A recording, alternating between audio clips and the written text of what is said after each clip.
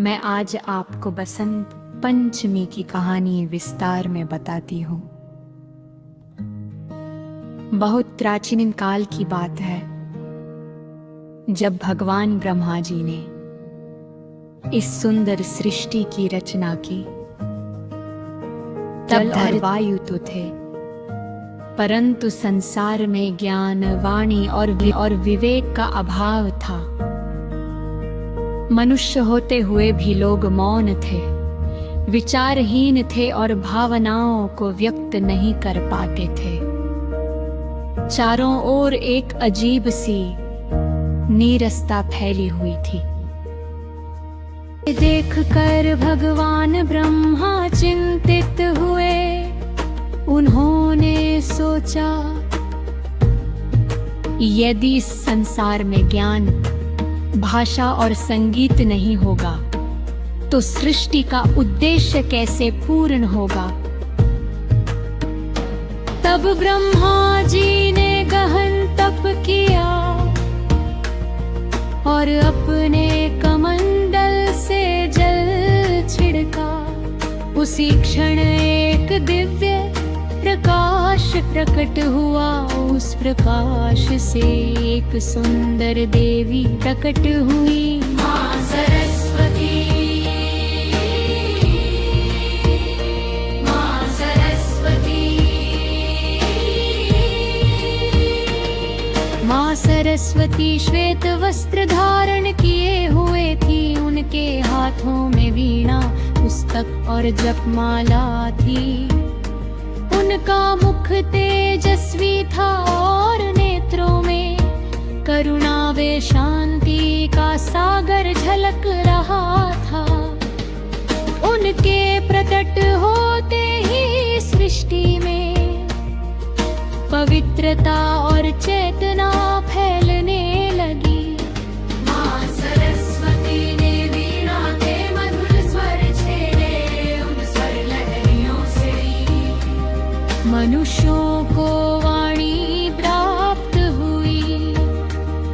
विचारों को अभिव्यक्ति मिली। संगीत, कला और साहित्य का जन्म हुआ। अज्ञान का अंधकार दूर होने लगा।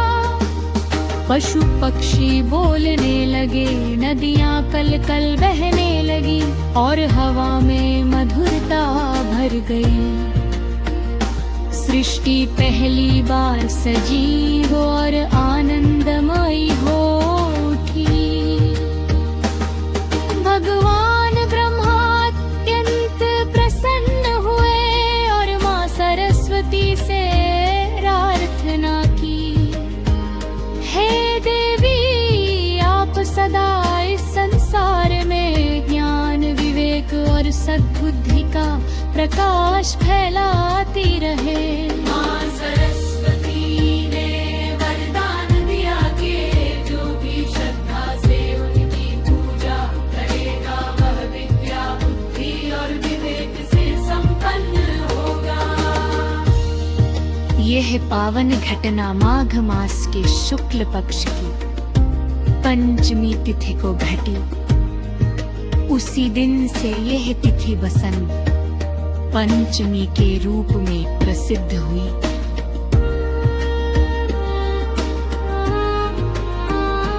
खिले बसंत पंचमी का महत्व तो भी बसंत पंचमी से ही बसंत ऋतु का आरंभ माना जाता है। खेतों में सरसों पीली हो जाती है। चारों ओर उल्लास और नई ऊर्जा का संचार होता है। इसी कारण इस दिन पीले वस्त्र पहने जाते हैं। पीले पुष्प और मिष्ठान अर्पित किए जाते हैं। विद्यार्थी अपनी पुस्तकों की पूजा करते हैं। माना जाता है कि इस दिन मां सरस्वती की पूजा करने सफलता। स्मरण शक्ति में वृद्धि और जीवन में सही दिशा प्राप्त होती है। कथा का संदेश संत पंचमी की ये कथा हमें सिखाती है कि ज्ञान के बिना जीवन